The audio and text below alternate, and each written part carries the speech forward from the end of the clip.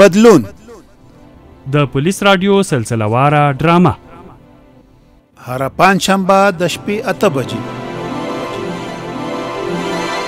د بدلون ډرامې په 13 برخه کې تاسو واوریدل چې ملک زمان د قدوس ماما د ملامت راوستو لپاره د جمال دکاندار غوږونه ورډکړ ترڅو په دې بهانه د اسلم نه پیسې ووهي. بل طرف ته خانی مجید ته په پور پیسې ورنکړي خو خارج ته تک خبره یې ور یاد کړه. اوس به واورو چې ملک زمان اسلم ته کوم زیری راوړی دی.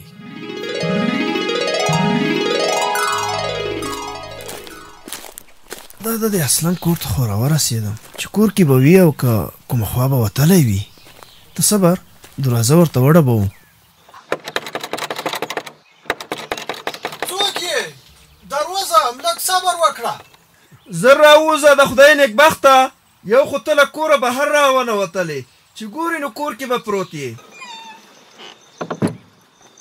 او ملک صاحب ته یې ستړی مه شې. په خیرونه په خیرونه. تاریخ ګواه دی چې مالکان د چا کور ته راغلي نو یو څه خبر به یې هرومرو له ځان سره راوړی وي. خیر یوسې اسلم خانه تېر اختر دې مبارک شه. ما خو د اختر ورځو کې ولټولې خو پیدا مې نه کړې. ما هم چې څنګه لمونځ وکړ نو کور ته راغلم چې کتل مې میلمانه راغلي وو نو بس هماغو سره مصروف شوم.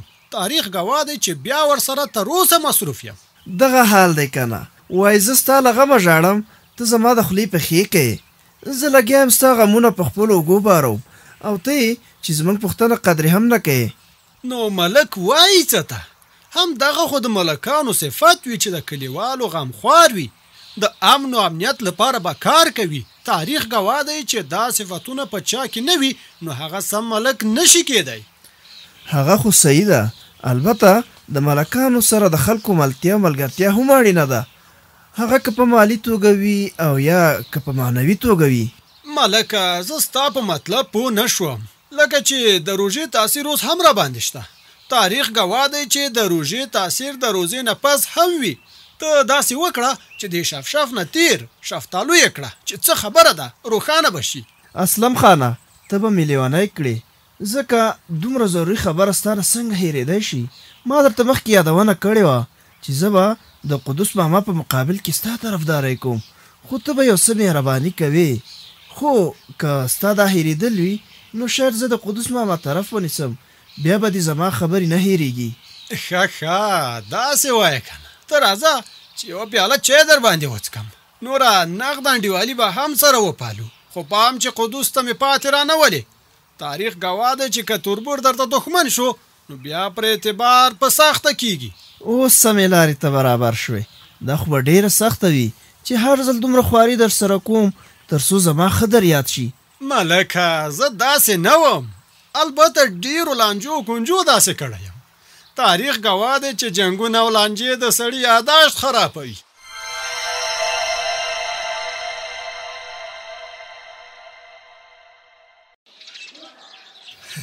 زبیره و زبیره دا چیرته ورکې و ظالمه؟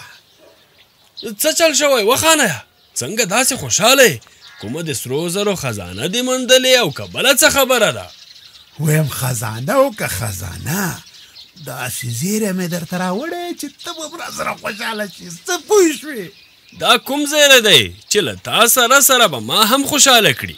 زر زر خبره کوه خانه هسې تجسس مه زیاتوه. سړی مې درته پیدا کړ چې خارج تلو ته تیارېږي له خیره. څه پوه شوې؟ څه شی؟ سړی دې پیدا کړ؟ ایله بیله یو سړی هغه هم تیار نه دی تیارېږي. نو په دې سپیره کلي کې چې دا یو نفر تیار شي هم ډېره ده. دلته دي چا سره څه پوه شوې؟ زموږ له تا نه څومره غټه تمه وه او تا یې لا همدا توره وکړه یو نفر.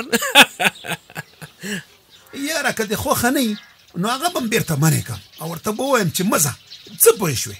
ولکه ته خو غوسه شوې ټوکې مې کولې. شابه تکړه شه نور هم پیدا کړه چې زر یې ولیږو. نور به نو خدای خبر څه وخت پیدا کېږي. راځئ دا ولیږو بیا به نور ورپسې پیدا کوو. څه پوه شوې؟ های های خانه د یو نفر لیږل دومره اسانه خبره چرته ده؟ قاچاقبر پوره 10 نفره غواړي بیا به یې لیږې. څه شی 10 نفره؟ دا څه وای دا؟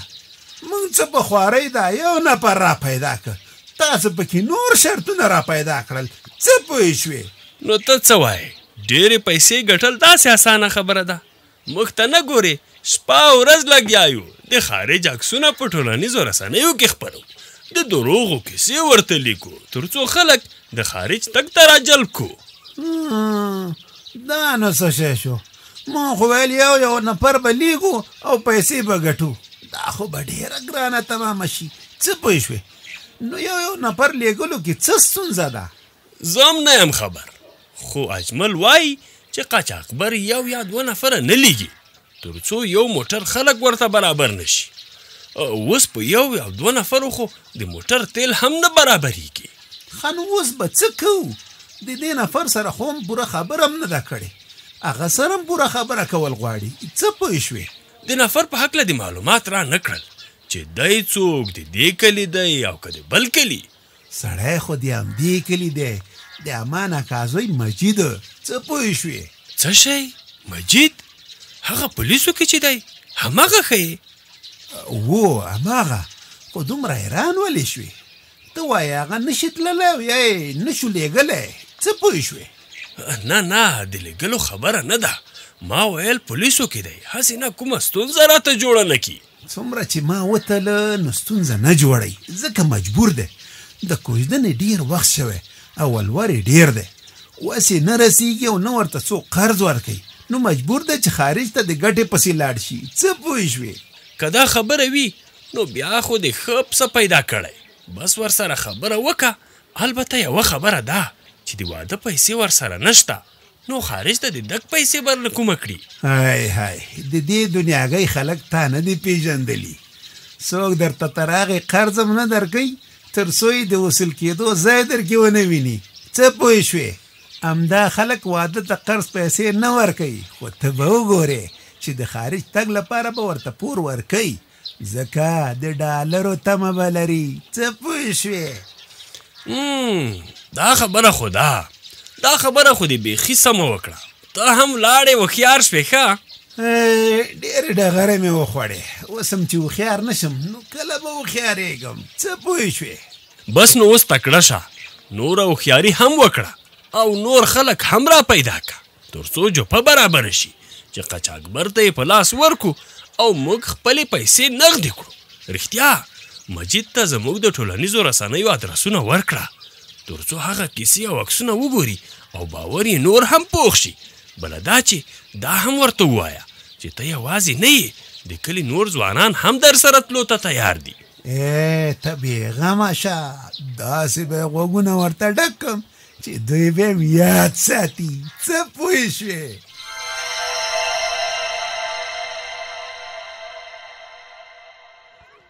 سلام علیکم جمال اخوری. وعلیکم السلام قدس ماما، ستړی مه شې. اختر څنګه تیریږي؟ اختر خو ښه تیریږي، البته لږه سودا کمه شوه میلمنو ته. راغلم ما ویل که تا سره وي ته پکې څه وایې؟ ته سودا وایه، که خیر وي پیدا به شي. لږ خواږه او لږې کلچې مې پکار دي، میلمانه زیات دي چې ورته ورسېږي. ته پکې څه وایې؟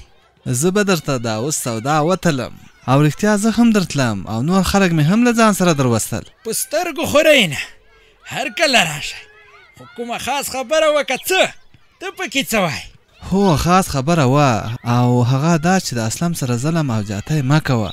ورځ د قیامت شته، حساب و کتاب شته، هلته به د دې ظلمونو څه ځواب ورکوې؟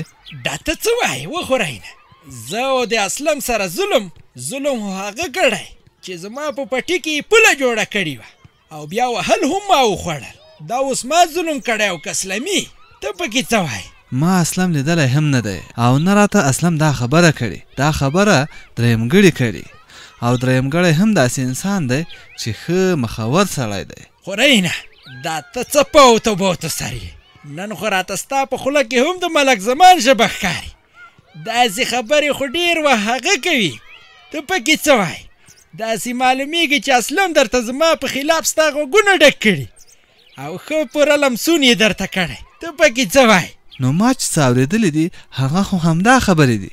اوس ته ووایه چې تا سره اصلي خبره څه ده؟ چې له کیسې نه پوره نه یې خبر نو ولې یو طرفه پرېکړې کوې او ما ملامتوې؟ تا اول ټوله کیسه معلومه کړه بیا ما ملامت کړه، ته پکې څه وایې؟ نو خو لومړی پوله تا وهلې، تا خو به منې را سره، دې کې خو ملامت یې او که نه؟ زه دا به در سره ومنم چې دې کې زه ملامت یم، لانجه ما وکړه، سوک او څاپېړه مو هم تر منځه وشوه، ښه نو بیا ضرورت څه و چې زما په پټي کې پوله جوړه کړه، دا اوس بیرته لانجه تازه کول دي که نه؟ ته پکې څه وایې؟ یاره زه په دې پوه نه شوم چې دغه پوله په اصل کې چا جوړه کړې وه؟ ته وایه اسلم جوړه کړې او اسلم یې په تا اړوي چې دلته اصل کیسه څه ده؟ ما سره اصل خبره دا ده چې ما خپل طرف ته پوله وهلې وه، بیا اسلم خپل طرف ته داسې پوله ووهله چې د پولې لپاره یې زه باید په پټي کې ځای پرېږدم، خو چې زه ګیلې ته ورغلم هغه را سره لانجه وکړه او ما هم وواهه، نو اوس دې کې زه ملامت یم، ته پکې څه وایې؟ څه عجیبه لانجه مو ده نو، نه پوهېږو چې اوس ملامت څوک دی؟ ملامت او سلامت به معلوم شي، خو ته راته اوس دا سودا وتله چې کور کې راته میلمانه وچې شونډې ناست دي، ته پکې څه وایې؟ خو دا یوه خبره درته کوم خو رهینه چې اسلمه یې په دې خیال کې نه پرېږدم، ته پکې څه وایې؟